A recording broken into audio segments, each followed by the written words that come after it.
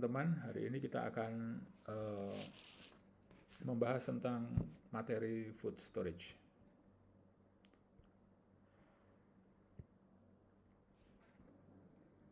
Baik, sebelumnya kita harus tahu fungsi penyimpanan itu apa, ya, fungsi penyimpanan itu apa, kemudian yang disimpan apa, sehingga kita bisa merancang penyimpanan yang tepat itu seperti apa. Jadi penyimpanan dilakukan untuk menghambat, satu menghambat, dua meminimalisir atau mencegah secara penuh kerusakan yang dapat terjadi pada produk pangan. Karena produk pangan dapat mengalami perubahan seiring dengan waktu. Jadi seperti yang kita tahu, produk pangan itu akan berubah seiring dengan waktu kan. Makin lama akan berubah. Banyak sekali proses penyebabnya, sehingga perubahan itu kan berujung pada pembusukan atau kerusakan kualitas. Maka sebisa mungkin penyimpanan itu kita desain supaya at least dia tidak mempercepat. Itu minimalnya dia tidak mempercepat. Syukur-syukur ya kalau kita bisa desain itu dengan lebih baik, maka penyimpanan itu kemudian bisa memperpanjang dari yang normalnya begitu. Normalnya seperti apa, kemudian bisa kita perpanjang. Itu adalah penyimpanan. Nah, karena produk pangan atau bahan pangan itu bermacam-macam, jenisnya macam-macam, sifatnya macam-macam, tentu mereka punya karakteristik produk sendiri ya. Mereka punya karakteristik produk sendiri. Kemudian, nah karakteristik itulah, karakteristik yang menjadi istilahnya, menunjukkan fungsi kualitas ya, menunjukkan parameter kualitasnya dia, itulah yang harus kita pertahankan atau syukur-syukur ditingkatkan gitu ya. Misalnya apa? Kenampakan. Kita let's say paling gampang ya mungkin buah pisang. Kita maunya kuning atau hijau gitu. Jangan sampai coklat. Nah, itu bagaimana kita bisa mempertahankan itu. Kemudian tekstur ini misalnya dari sisi buah atau sayur gitu, maunya yang masih crunchy atau maunya yang empuk, yang seperti apa. Jangan sampai kemudian teksturnya kemudian sudah berubah menjadi lembek misalnya. Atau daging itu jangan sampai kemudian teksturnya kemudian lembek ya, watery gitu ya misalnya. Kemudian flavor, tentu saja flavornya ya yang harus kita pertahankan, flavor seperti apa. Jangan sampai itu yang kemudian tergantikan oleh misalnya amis, misalnya produk-produk ikan yang amis gitu misalnya. Kemudian muncul bau-bau tengik misalnya, ya padahal harusnya baunya nggak kayak gitu, flavornya nggak kayak itu gitu ya. Flavor dan aroma ya ini mirip-mirip ya. Rasa, mungkin rasanya muncul rasa apa ya, yang semacam pahit gitu misalnya ya. Model-model yang seperti itu yang harus kita kendalikan atau kita pertahankan, syukur-syukur ditingkatkan. Kemudian nilai gizinya, seperti yang kita tahu, nilai gizi bisa mengalami penurunan ketika kita tidak menyimpan itu dengan baik gitu ya.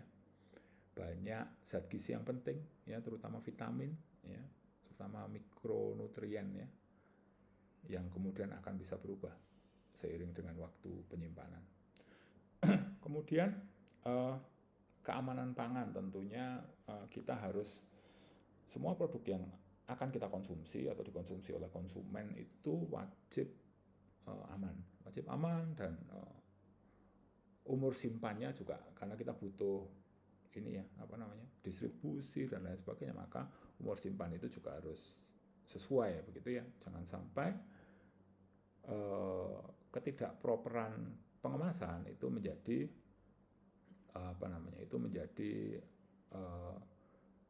malah justru merugikan, mempercepat terjadinya penurunan mutu. Nah, food should not only look and taste good ya, nggak hanya pangan yang kita makan itu tidak hanya perlu untuk kelihatan dan rasanya enak ya, tapi should also be safe to eat ya.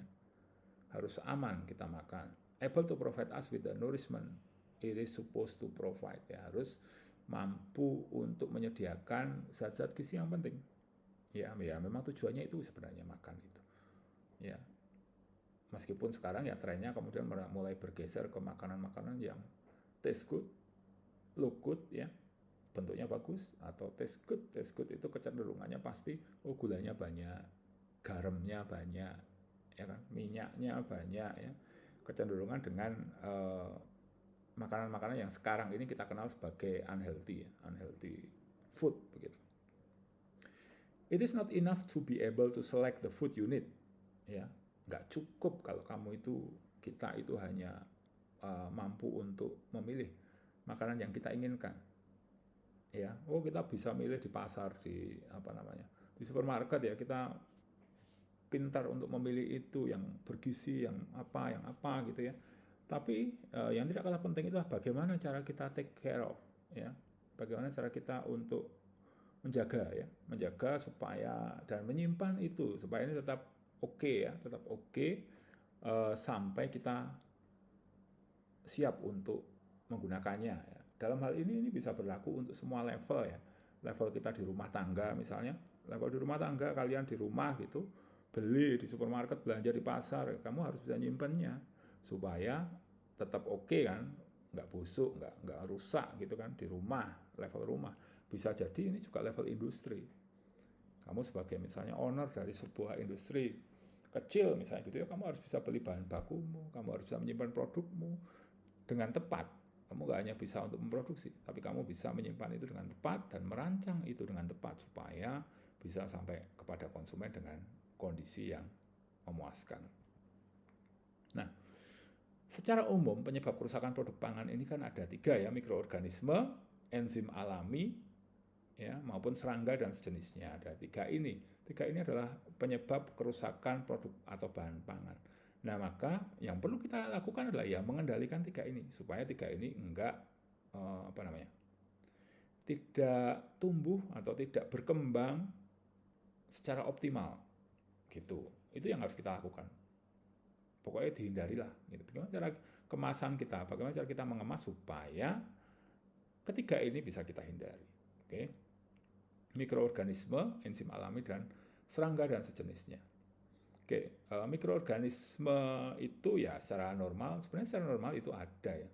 Kita sudah makanan kita, bahan pangan kita ya secara normal sudah terkontaminasi. Cuman jumlahnya kan dikit. Ya, jumlahnya dikit, dia below the limit of detection ya, kalau kalian pernah dengar ya, kan tetap ada, boleh kok ada itu. Cuman kan biasanya ada mikroorganisme khusus yang harus below the limit of detection. Atau harus 0 juga ada sih, harus negatif ada juga. Cuman secara umum itu ya below limit of detection karena kita nggak bisa, susah sekali untuk kemudian memastikan bahwa itu memang tidak ada. Steril yang kayak apa pada bahan pangan kita ya, bahan pangan kita itu mau kita buat seperti apa, karena pasti kan terpapar ya, dari pasca panen itu terpapar. Kan sudah dimasak, ketika sudah dimasak kan juga penyimpanan kita juga terpapar sama aja ya. Kemudian mikroba itu ada di mana-mana, ada di tidak ada di jaringan tubuh atau hewan yang sehat, tetapi di lingkungan ada dan dia siap sedia untuk mengkontaminasi gitu ya. Nah, jenis mikroorganismenya itu ada beberapa macam ya. Yang pertama bakteri ya, nanti Anda baca sendiri ya di slide-nya ya. Bakteri misalnya, kemudian yeast atau kamir, kemudian molds atau jamur. Nah, ini kan yang biasa ada di bahan pangan kita begitu, atau produk pangan kita. Kita sudah terbiasa dengan ini ya. Nah, yang kita bahas kali ini adalah yang berpengaruh jelek ya, karena ada kok Pak mikroorganisme yang bagus, iya ada. Cuman dalam hal ini kita bahas karena kita membahas pengemasan, maka kita bahas yang jelek-jelek yang kira-kira bisa kita cegah dengan pengemasan kita gitu ya. Kemudian yang kedua adalah enzim alami.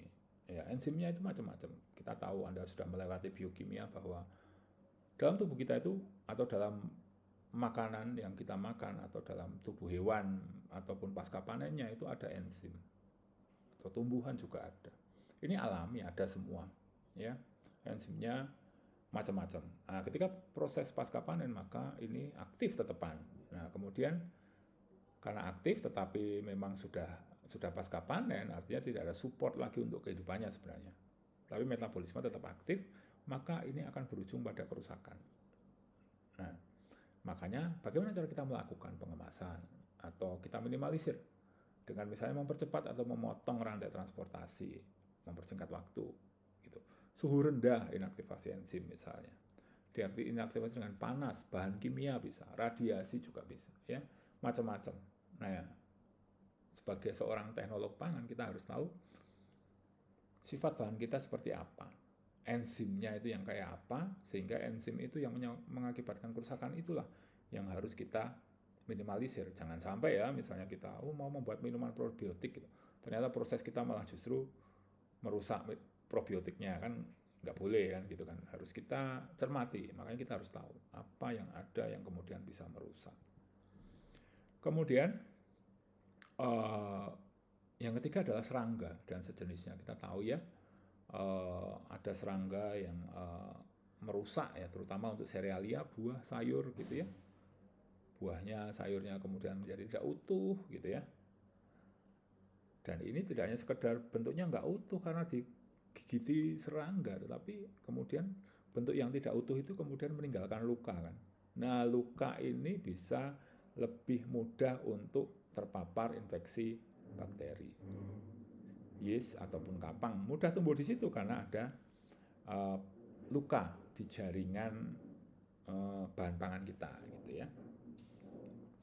Nah, selain menimbulkan luka itu ya, satu tadi bentuknya jadi jelek ya karena tidak utuh lagi.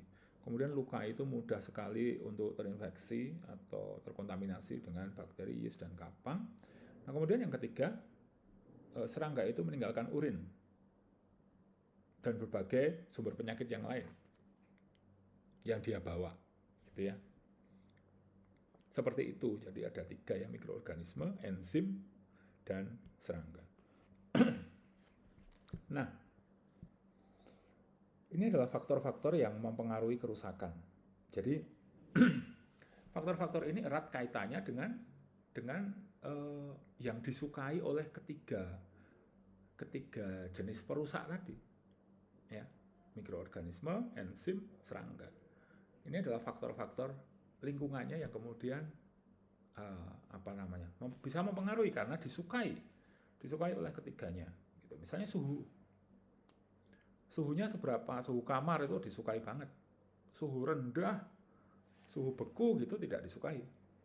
Suhu panas dengan pemanasan itu juga tidak disukai. Nah, gitu. tergantung dari cara kita. Ya. Kemudian kadar air. Ya, kadar air. Semakin tinggi kadar air maka mikroorganisme akan semakin mudah untuk tumbuh. Ya, Anda tahu. Kelembaban ya, makin lembab makin cepat rusak. Tingkat kekeringan, makin kering suatu produk maka ya mikroba nggak dapat tumbuh di situ, susah tumbuh. Maka jatuhnya lebih awet. Dia nanti tantangannya beda lagi. Tantangannya dia mungkin melempem atau apa, uap air gitu. Tantangannya sendiri-sendiri. Kemudian udara dan oksigen misalnya. Cahaya. Ya. Udara dan oksigen ya tentu oksidasi misalnya. Ya. Udara yang dibutuhkan oleh mikroorganisme, yang dibutuhkan oleh enzim, yang dibutuhkan untuk memetabolisme ya, enzim kemudian proses metabolisme gitu misalnya. Kemudian cahaya. Ya, cahaya yang seperti apa? Ya, cahaya yang seperti apa yang kemudian bisa mempengaruhi enzim, mikroorganisme maupun serangga. Dan juga waktu. Waktu seiring dengan waktu. Semakin lama waktu, maka kerentanan terhadap kerusakan akan menjadi semakin tinggi, ya. Nah, suhu seperti yang saya jelaskan tadi ya. Mikroorganisme, enzim itu serangga itu memiliki suhu optimal sendiri, ya. Misalnya, mikroorganisme memiliki suhu optimal untuk tumbuh berapa? Enzim aktif pada suhu optimumnya, kan tahu toh, kita tahu. Nah, bahan pangan kita atau produk pangan kita itu kerentanannya terhadap enzim apa, kerentanannya terhadap mikroorganisme apa. Nah, dari situ kemudian kita lakukan, pokoknya diolah ataupun disimpan, penyimpanan dengan suhu yang terkendali, dengan suhu yang kita jauhkan dari suhu optimalnya. Gitu ya. Misalnya disimpan di refrigerator atau dibekukan misalnya ya. Suhu tinggi juga dapat merusak protein gitu. Gimana caranya? Nah, itu nanti kita tinggal menimbang-nimbang. Apakah perlu suhu tinggi, suhu beku? Itu pertimbangannya kita yang tahu. Sebagai teknolog pangan kita tahu pertimbangan itu, ya. Karena nanti kan juga harus terkait dengan ini bisa ini dibekukan tapi ternyata membutuhkan biaya yang tinggi misalnya. Nah, ya kan nggak bisa. ya kalian juga harus berpikir mana yang ekonomis, kan begitu. Nah, dari menggabungkan faktor-faktor inilah nanti kita menjadi tahu ya suhunya seperti apa. Secara umum ya pemanasan, pembekuan atau penyimpanan dingin gitu juga bisa memperpanjang umur simpan, mencegah atau menghambat kerusakan gitu ya. Kemudian kadar air. Nah, pangan berkadar air rendah akan rusak ketika kadar airnya tinggi. Begitu juga sebaliknya ya. Seperti itu. Kemudian keberadaan air di permukaan semua jenis pangan akan meningkatkan jumlah bakteri dan jamur. Anda sudah tahu inilah. Pangan berkadar air tinggi akan meningkatkan kerentanannya terhadap pertumbuhan mikroba. Ya. Nih, tadi ini penjelasannya. Udara dan oksigen, vitamin A dan C, dan flavor, kemudian zat warna alami itu rusak ketika terpapar oksigen. Jadi akibatnya apa? Terjadi perubahan. Ketika dia terpapar udara dan oksigen, maka tidak hanya secara keamanan ya, tapi juga secara fisik produk, kualitas produk. Misalnya vitamin A, vitamin C rusak. Zat warna alami warnanya kemudian berubah menjadi pudar. Flavor, tengik, ya muncul bau tengik misalnya, muncul bau metalik misalnya. Nah, itu juga apa namanya? Ya sudah, ketika muncul yang tidak diinginkan itu kan parameter kualitasnya menjadi tidak terpenuhi kan. Keberadaan udara dan oksigen ini juga akan memicu pertumbuhan jamur. Dalam teknologi pengemasan, oksigen dapat diusir dengan mengalirkan nitrogen dan karbon dioksida pada kemasan. Nah, ini Anda tahu MAP ya, Modified Atmosphere Packaging atau Modified Atmosphere Storage. Ya, seperti itu. Itu yang banyak dilakukan. Anda sudah melakukan ini di praktikum, saya pikir ya. Harusnya sudah. Udara dapat mengeringkan bahan pangan dan berujung pada kerusakan juga. Ya, kalau memang bahan pangan itu inginnya moist gitu, ketika dia kering, ya dia merusak kualitas juga. Jadi tidak semua makin kering makin oke. It's not always working that way, gitu ya. Kemudian cahaya ini juga merusak ya vitamin ya, riboflavin, vitamin A, vitamin C, ya beberapa senyawa warna itu juga rusak. Nah, caranya gimana pengemasannya? Maka kita harus mengemas dengan wadah yang tidak tembus cahaya. Riboflavin itu susu itu kaya riboflavin.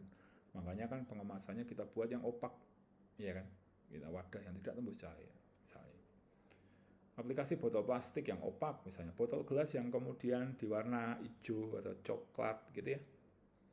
Botol keramik juga box tidak tembus cahaya, ya.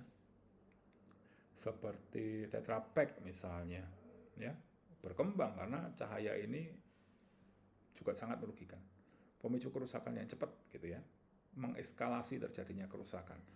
Makanya apa namanya, ini kemudian kalau kalian lihat di box-box makanan gitu ya, box-box makanan itu kan jangan dibanting gitu, ada simpan di tempat yang sejuk dan kering, tidak terkena sinar matahari secara langsung. Nah, itu salah satunya, menghindari terhadap cahaya. Meskipun cahaya yang bisa merusak ini tidak hanya sinar matahari ya, beberapa cahaya bahkan cahaya lampu begitu juga bisa kemudian merusak. Nah, untuk selanjutnya adalah faktor waktu. Ya, faktor waktu. Semua faktor yang memicu kerusakan, baik itu faktor yang mikroba, serangga maupun enzim, maupun faktor lingkungan itu, maka dia akan bertambah seiring dengan waktu. Ya. Semakin lama waktu, maka semakin besar kerusakan yang ditimbulkan. Tetapi beberapa produk pangan akan memberikan dampak yang sebaliknya ya, positif ya. Keju, wine, acar gitu makin lama waktunya. Tetapi kan juga tetap ada ini ya, apa namanya istilahnya. Kita juga harus mengontrol untuk waktu ini. Jadi ibaratnya kalau kita menyimpan itu seperti menghentikan waktu sebenarnya. Kita semacam menghentikan waktu. Waktunya kita hentikan supaya dalam artian misalnya pisang kita panen di Lampung, mau kita bawa ke Surabaya, waktunya kita hentikan. Loh Pak, berarti kan jalan. Padahal kan jalan tuh lewat kapal gitu kan, jalan tuh. Tapi waktu yang dihentikan adalah waktunya si pisang. di apa ya, mati surikan begitu atau dihentikan, pokoknya dihentikan, metabolismenya dihentikan, dihambat menjadi sangat minimal. Ya, mungkin tidak bisa berhenti 100%, tapi menjadi sangat minimal sehingga tingkat pematangannya pun kemudian menjadi sangat minimal. Gitu ya. Seperti itu maksud dari waktu. Nah, teman-teman, bahan pangan itu kita klasifikasikan menjadi 3 jenis ya. Jadi perishable atau cepat rusak. Kalau kita nggak ngapa-ngapain, jadi cepat rusak. Misalnya daging, ikan, unggas, telur, itu cepat rusak. Sayur, buah juga gitu. Kita simpan, kita pagi gitu, kita panen, sore rusak gitu ya. Atau menurun kualitasnya. Kemudian yang kedua adalah semi perishable food. Bisa bertahan tanpa ada tanda-tanda kerusakan yang nyata beberapa minggu. Misalnya. Turunan serealia misalnya, ya beras dan lain sebagainya itu kan bisa tahan tuh. Kalau kita simpan dengan baik loh ya. Kalau nggak simpan dengan baik ya ada kutunya dan lain sebagainya. Bawang bombay itu bisa, kentang, bawang putih, apel kalau belum dikupas ya, jeruk itu lumayan tahan. Minyak lemak juga iya. Kemudian ada yang ketiga adalah non perishable food, artinya tidak rusak kecuali tidak disimpan dengan baik. Serealia juga, beberapa serealia, kacang-kacangan, serealia yang kemudian dia bisa jagung misalnya, ya, biji-bijian, ya. Gula itu juga nggak rusak ketika kita simpan dengan baik, ya. Tujuan dari kemudian kita mengklasifikasikan bahan pangan ini supaya apa? Supaya kita tahu kalau kita punya bahan pangan atau kita punya industri yang kita bekerja di industri yang kemudian memproduksi pangan, kita tahu sifat dari bahan itu, apakah dia perishable atau semi perishable atau non perishable. Dari situ kita bisa merancang ya, kita bisa merancang treatment apa yang harus kita lakukan, apa yang perlu kita lakukan untuk menghindari kerusakan, untuk bisa memperpanjang umur simpannya gitu tanpa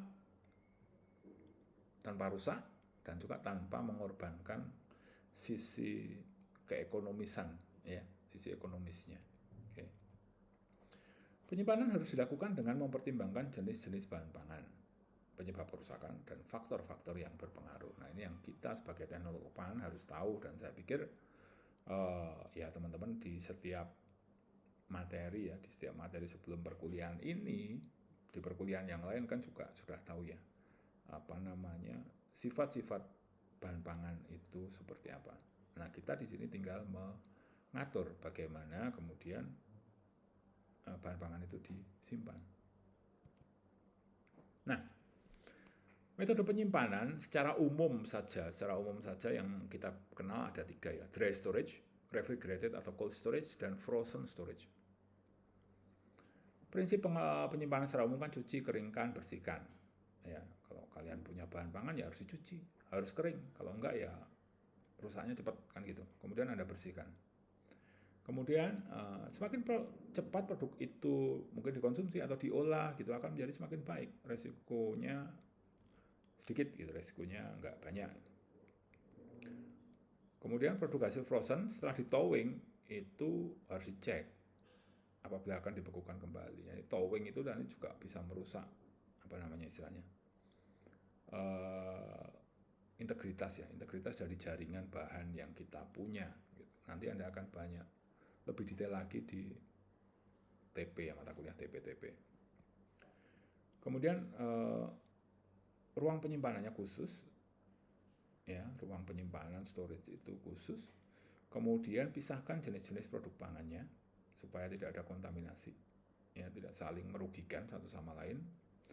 Kemudian pengecekan ruang penyimpanan produk dan peralatan ya, harus pisah. Akses ke ruang penyimpanan harus dibatasi. Nah, ini yang penting. Tidak semuanya boleh untuk sembarangan masuk ke ruang penyimpanan. Kemudian prinsip FIFO, first in, first out. Jadi terkait dengan itu tadi, poin nomor 2. Semakin cepat produk pangan dikonsumsi akan semakin baik. Itu kan first in. Nah, mana yang kemudian masuk lebih dulu, maka dia yang harus keluar lebih dulu. Nah, ini semakin lama penyimpanan produk maka mengalami penurunan mutu. FIFO menjamin rotasi produk di ruang penyimpanan, ya, ini rotasi. in-nya dari sini, masuknya dari sini, keluarnya dari sini. Jadi ketika kalau masuknya dari sini, keluarnya dari sini, kan otomatis yang depan yang akan kena gitu.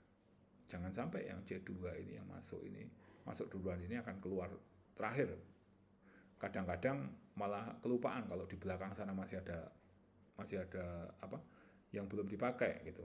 Kan kebiasaan begitu toh. Kalau kita di rumah, misalnya kalau rumah gitu, ada di kulkas itu ada pojokan-pojokan gitu, ada barang-barang yang bahkan kita nggak tahu kita punya itu. Kemudian identifikasi tanggal penerimaan dan lain sebagainya. Ya, prinsipnya seperti ini, first in, first out. Jadi barang siapa yang masuk duluan, itu ya akan keluar duluan. Nah, kira-kira materinya secara umum seperti itu ya, tidak terlalu banyak prinsip dari storage-nya tidak terlalu banyak karena kita lebih banyak ke packaging-nya. Tapi storage beberapa hal yang penting Anda harus tahu prinsipnya, juga mengurangi hal-hal yang dicintai, mengurangi hal yang dicintai oleh penyebab kerusakannya itu. Oke, demikian materinya. Terima kasih.